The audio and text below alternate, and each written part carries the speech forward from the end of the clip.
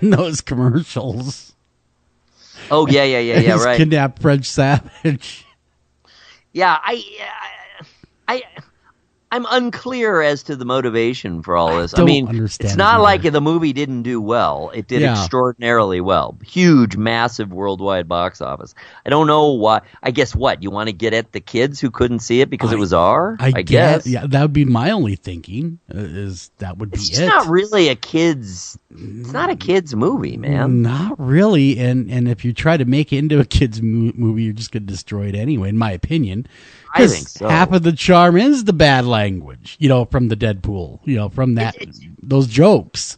Exactly. And even beyond literally the language, it's just the overall inappropriateness of it. And that's the charm. Yeah, it's the charm of it.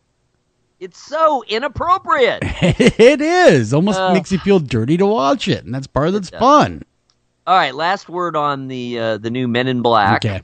It stars Chris Hemsworth, Liam Neeson, and Tessa Thompson. Well, that'll be one I'll look forward to when it comes on DVD. Interesting combo. Yeah. I don't go to movies as much as I used to, namely because I hate the seats. Well, it's inconvenient, it's expensive, and you got little kids. I do, and I got a giant ass TV, so we go when. Kind of the scale of it is needed. When you gotta see it on the big screen. Like if there's a new really great superhero movie, we'll go see it. Usually we send my son and daughter. They go scout it out and let us know. They're your test dummies to make sure it's worth the time and money to go see it. Okay, crash test dummies, movie test dummies. Yeah. I did see Bohemian Rhapsody on the big screen, and it was an all right movie. It wasn't the greatest movie I've ever seen, but it wasn't bad either. Yeah, I still haven't seen it. I guess I'm not going to see it at the movies. I'll certainly check it out when it makes its way, when it's available on my big TV. There you go. All right, interesting story. Every year, there's multiple accounts of this, but this is an interesting rendition of it.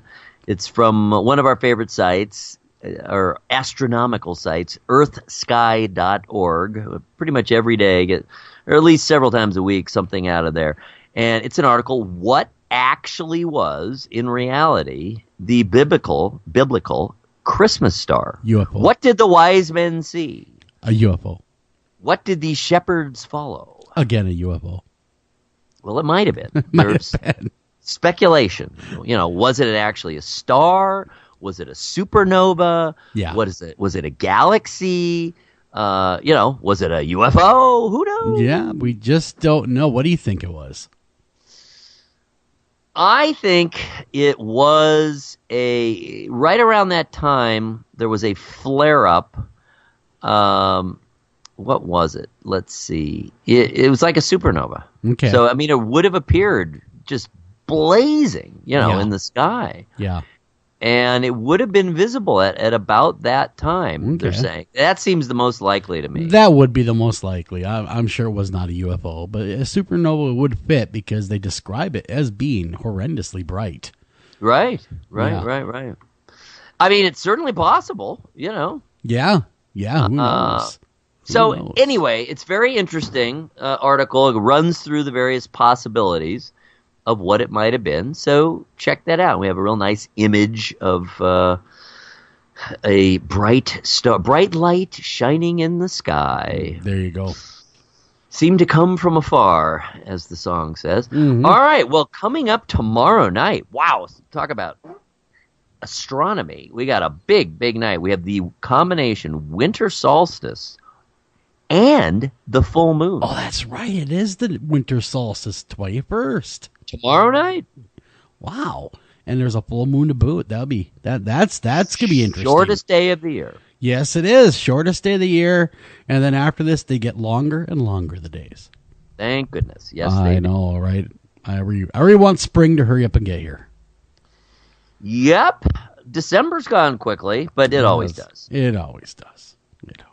Once you're in that Christmas mode, boy, it just starts picking up steam. It's like a locomotive coming at you. Whoa! It just ran me over. That's right. And then we're in the throes of winter. So I love this image. I think it's a photograph. It may not be, but it's a full moon over a very lovely pastoral winter landscape. It's pretty. It's very pretty. How long do you think eggnog has been around? Oh, I would say probably 200 or 300 years. At least 1,000. Wow, it's been around that long, huh? Yeah. Are you an eggnog guy? I like some, but it's so rich. It is very rich. You can't drink a lot of it. No. I mean, I'll always have, several glasses, but kind of only one per night. Do you keep it rated PG or do you put a little brandy in it?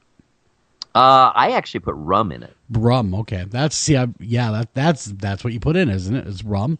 Anyway, like that's brandy the traditional. too. Okay. Some people put brandy. Yep, Some people put little rum. bourbon. Yeah. Is that what you do? We go rum. Oh, there you go. See, I keep it. A lot of rum. I keep a virgin because the little kids like it. Well, you need a lot of rum. You gotta have a lot of rum in there. Come on. You gotta rum it up. You gotta rum it up. You just don't want to get drunk on it. You don't want to do that. I've done that. That never ends well. It doesn't, because you got all that milk, dairy, and egg going on along with the alcohol in your stomach. That is a bad combo. That is a horrible combination. You will not be happy. So, just to give a little more information about this, it wasn't called eggnog 1,000 years ago. What was it called? I'm waiting for that article to appear. It's taking way too long, Smithsonian Magazine. What is wrong with you? Eggy sludge. That's what they called it. No. It really is. But the very similar recipe, that's what's interesting about it, and with alcohol. So eggs, a sweetener, sugar, dairy product, milk, cream, whatever, and, of course, alcohol. Okay, at that time, began around 1,000 years ago. It was called posset, Posset. Okay. Where was it originated from? What country? What's its origin? Well, they find history of it in England. Okay. There may be some inkling of it in Iceland. All right. But in England, by the 13th century, monks were known to drink a posset, that was what it was called, with eggs and figs. Milk, eggs, and sherry was another form of it. Okay. Very, very interesting. Had no idea. Now I know the history of eggnog. But in America, rather than the brandy or the sherry or even the bourbon, I think is maybe the most recent addition. When it came to America, so, way back in the 1600s, 1700s, they immediately switched to rum because rum was much cheaper than European brandies because it came from the Caribbean. Gotcha. Sure. Makes sense. Rum was very popular in the U.S. because, you had the sugar plantations making rum just south of here. And pirates. They like their rum. They were drinking up. Captain Morgan and all. Captain Morgan, Captain. I love those commercials. They are humorous. All right, my computer is, I don't know if it's frozen or if it's just really slow. Would you read the next one, please? One Punch. Okay, basically it's showing Krampus getting his butt handed to him by Santa Claus. And One Punch Kringle, they call him. One Punch Kringle, they call him, rather, so I can read that correctly. My microphone's obscuring my monitor here for a second, so I'm going to read through the microphone here, and it shows, again, Kris Kringle karate kicking Krampus. He laid him out flat. One punch Kringle, they called him. He did. He laid him right out. And, of course, that shows the kid in the backpack or knapsack or whatever, Krampus. The kid is just, there. And Kringle. And, of course, Kringle's yelling, ho. That's all he says, one ho. Wow. I'm not sure if he was saying ho, ho, ho, or if he just was calling Krampus a derogatory term or not. All right. Well, I'm going on. Eventually, my Twitter will come back up. I had switched over to that article, and it's just not. Yeah, I think that your computer's... What is next? Your computer's definitely having issues because you're starting to break up a little bit in the old Skype, so I will do the best I can in your stead here. Wow, now the next thing is very cool. These candle holders, they're skeletons. That is really a cool thing. It's from Pinterest. And he ain't heavy, he's my candle. That's what what Eric chose for the caption. Yes, I'm the captionator. Yeah. So what they are is I just need to be reminded because I certainly recall these things. So yeah, the picture is of two really cool skeletal candle holders. Yes, and then with red candles on inside the holders, and hence my terminology. What is next? I got time for about what? We got a couple more. Ghost of Christmas Forgotten, another Pinterest, and it shows looks like almost like a Grim Reaper type character wearing the robe, and you don't see his face. I would imagine it's hearkening back to the Dickens, maybe like one of those kind of ghosts in a lot of ways. Yes, it's a scary looking dude. Yeah, it's kind of green. Yes. And it's not very filled in. No. It's mostly kind of that upper body with the flowing material. Yep. Kind of like a Reaper type thing. It is. And he's coming to get you. Stalking your Christmas dreams. Yeah, so the reason I picked that name is it's not exactly any of the actual ghosts from A Christmas Carol, but it looks so much like them. So it felt to me like some sort of ghost that could be associated with that has just been forgotten. So it's makes sense. Forgot. We're gonna skip the Mexican one and go right down to the brown lady.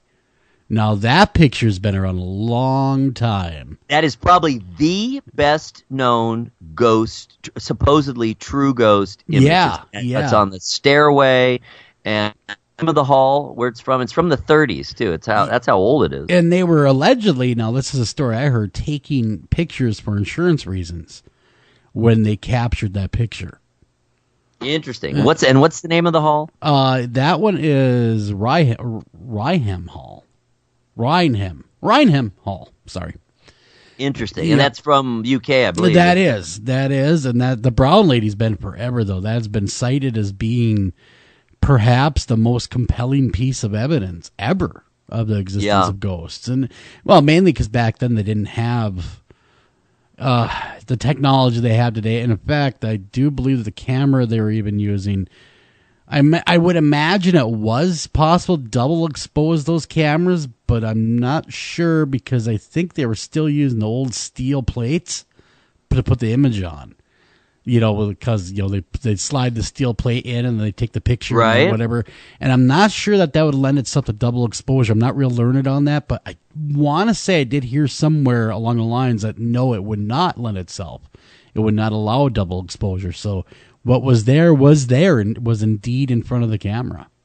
So, I mean, it's not trickery was not unknown, as we know from the Victorian seance images that go back, predate 1900. Yeah. Those today look so obvious to us, we are much more sophisticated. So it's not as though no one had ever figured it out in terms of trickery with photographic images, but nothing like today. Yeah, nothing like today at all. And who knows, it could be a hoax, who knows. But they still point to that as being one of the better potential pieces of evidence out there of ghostly goings-ons. All right, we got to get out of here. We come back. We're going to be talking with Heidi Hollis as our guest tonight. So don't go anywhere. We'll be right back right after this.